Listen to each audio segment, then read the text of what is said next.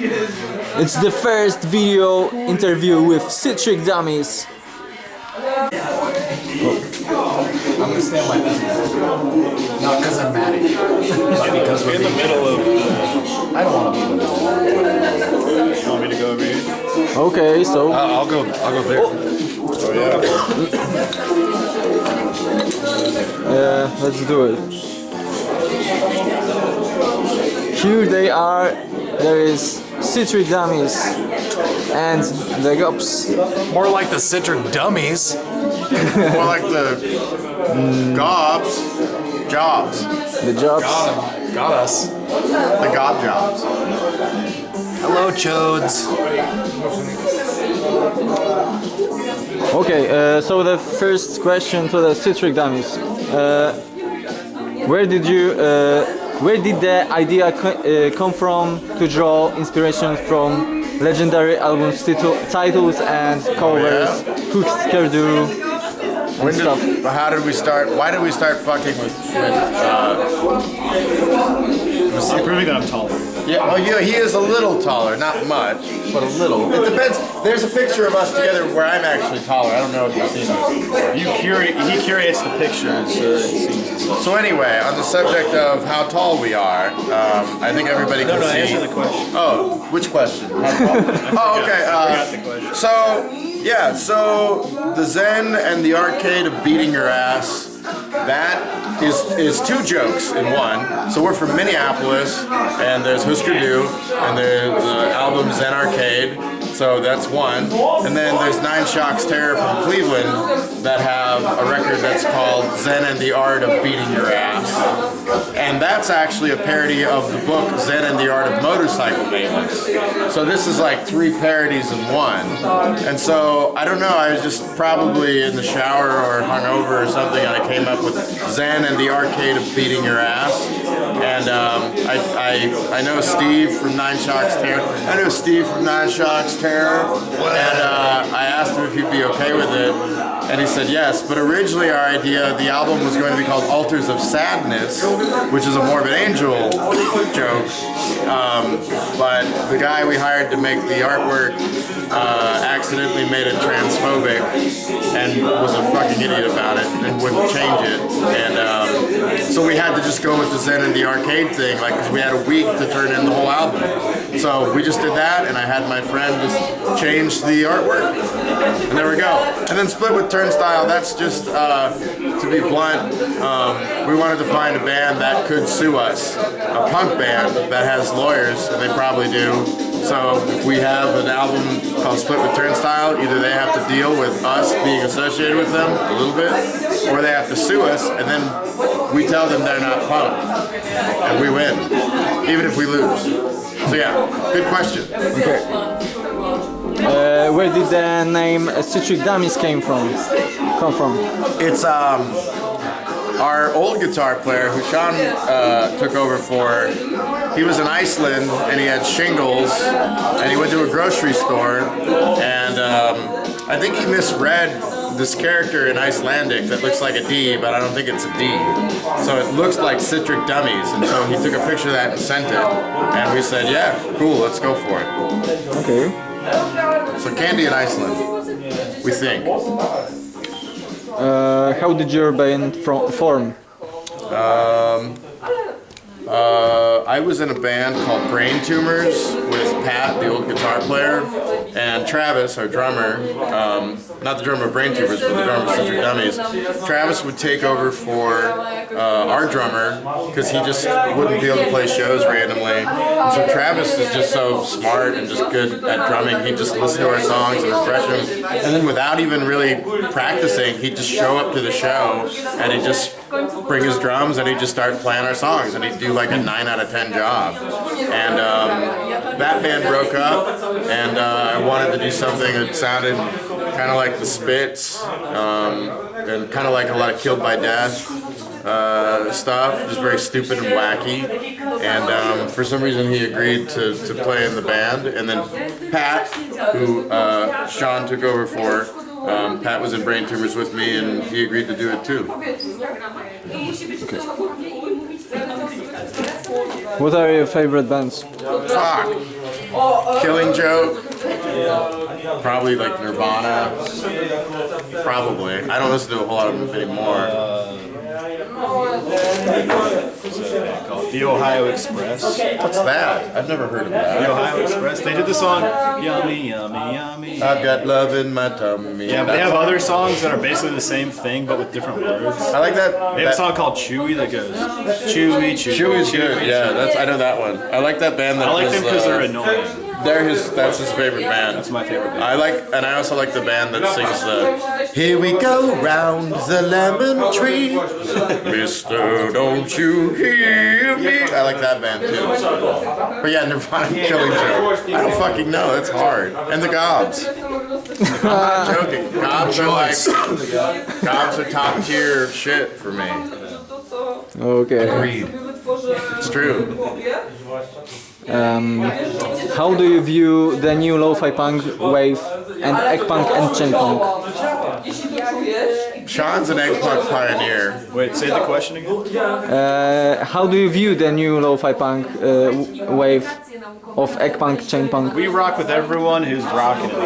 Yeah, that's kind of how I feel. I don't really give a shit. And being a hater is hater shit. I agree. I think it's weird when people try to start an egg punk band, but also, you know, like I tried to start a band that sounds like the Spits, and the cool thing is like you don't end up doing it right, and then you end up creating something unique, and you know you're too stupid or just don't get around to doing it correctly. So even that doesn't matter, even if you're trying to start an egg punk. But yeah, I listen to tons of shit. I mean, there's no reason to like hate on people for however they get into punk. The important thing is that you get into it and you love it, and you know you don't leave and start a techno project to get into marketing.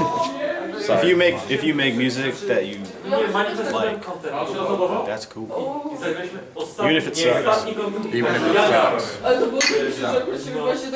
We're not admitting. Yeah, we don't suck. Yeah, we're not admitting. It's not us. What music scene? What's the music scene like in Minneapolis? Next question. Next question. Yeah. Yeah. Sean records and mixes all the best bands. It's true. We have some good hardcore. We have a lot of. Whoa! Ah, you fucker! You fuck! Yes. This interview rules. We have a lot of fucking. We'll have like a lot of bands that are just like a drummer and a bass player, and it sucks. And there'd be like a band with a trombone and like a fucking drum machine. Like, I don't know, Minneapolis has too many bands. Are you talking about my band? I'm not talking about your trombone band. Wait, it's a different band with the trombone? A different band, I yeah. have a band. But yeah, so it's fine. This is a great song. But anyway, yeah, I mean, there's not enough. I've been saying it for fucking 15 years. There's not any hardcore bands. There's not enough punk bands, whatever. But it's just, there probably is. It's probably fine. There's a lot of bands. I guess that's good. Okay, what differences do you see between shows here in Poland and the US shows? People like music here. They like it back. They like it in America too. They like to have fun here. People are cool. Like the show that we had tonight here in Łódź. Wait, now I forgot how to pronounce it because I'm on camera. Łódź? Łódź, yeah, in Łódź. Like people had more fun, and it was obvious than like, I don't know, fucking 95% of the shows I've ever played. Like, Here, when you play here, it's humbling because back home you're like, who gives a fuck? And here, you're like, why do they give a fuck? yeah, It makes you have to think about, you're like, oh yeah, music's awesome. Usually at home, not even in Minneapolis, but in the United States, most of the way that I interact with the crowd is like, what's wrong with you? Fuck you. Why are you standing there? What's going on? You know, like I just don't, people don't really like to have a good time. I've always said the audience is the enemy of a good time. The audience is the enemy of a good time. because the audience just wants to pull the band down to where they're at. They don't want you to enjoy yourself. They don't want to enjoy themselves for some weird fucking reason. They're afraid to, and you can't let the audience give that to you. So you say, "Fuck it, I'm gonna have a great time no matter what." But we love America. We love just kidding. We're This just is all kidding. true. Yeah. Do you have any funny, weird stories from shows? Is this the Blues Brothers? We're listening to the Blues Brothers right now. I don't know if you can hear that. See, they don't listen to the Blues Brothers in America. They aren't cool enough. Blues Brothers fucking rock. Funny story. I mean, all of like my funny stories are like very old and weird, but then not with this band. But we don't have funny stories. Oh, was that the We went to Poland and kids collectively bowed, you know, locked arms and bowed while we were playing, and while the gobs were playing, started rowing a boat, an imaginary boat. Last night, a German kid asked me, he said, does everyone in America drink Hennessy and smoke backwoods? And I said yes. Yeah, that's pretty funny. But no real wild anecdotes of like being chased by the police or, I mean, you know, there was some of that shit when we were younger. But, We were all really stupid when we were young, but we met when we were older. yeah, we're old now, so it's boring. Now we just go to coffee shops. Yeah, and pay our taxes. What were your impressions of the shows in Germany? In Germany, good. I mean, shows in Germany, like people like to rock, and like we played in Leipzig. That was the first show that we had, and people danced and had a good time. And some people in Germany told us that might not happen. People turn out, people buy shit and express their gratitude. We played in Halle last night, and that was really cool. It's a very small, weird art scene. With really nice and creative people, and when we were here in 2024, yeah, same situation. Like even in Berlin, which is a big city, and I regard big cities as like often crowds think that they're too cool to have a good time. In Berlin, it was a fucking great show. We played with Egg Idiot, which that's George, who's now our driver. So it's good. Okay. What do you think is still missing from this fresh lo-fi punk scene compared to old school punk? Well, I mean, it's kind of like we were talking about. My problem with a lot of punk bands is that I feel like every single one feels like they have to only play one style. And it's fine, there's some bands that only play one style and that's perfect. Like Creedence Clearwater Revival. That band sounds like that fucking band no matter what. Like they have like a couple ballads, but like it all sounds very CCR. But I feel like there's bands that are just like, no, I'm a hardcore band, so I can only do 16 tracks of like shit, like I can't do anything different, a different pace or whatever. And I'm not picking on hardcore, but I don't know. That applies to every genre of punk now because I feel like it used to be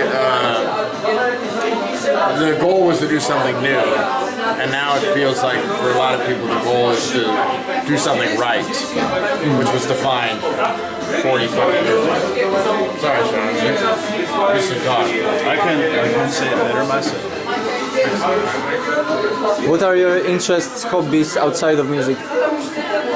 I'm still trying to figure that out.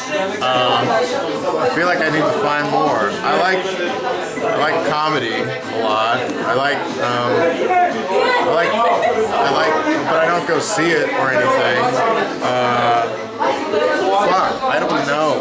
I want to write. You love Kill Tony. Fuck you. You love Kill Tony. I want to write a some like TV series. That's what I want to do. I used to write. I used to write a lot. I don't really do that If you're anymore. watching this and you're a Hollywood producer, hit this guy up. He's got a lot of good bits. What are your hobbies, Sean? Never asked him that. My hobbies. Next question. But also, if any Hollywood producers are watching this, I'm 32. How much do I weigh? 181, 5'9" and 3/4. That's not true. About 5'8.5" maybe. Are you trying to bring me down to your side? Possibly.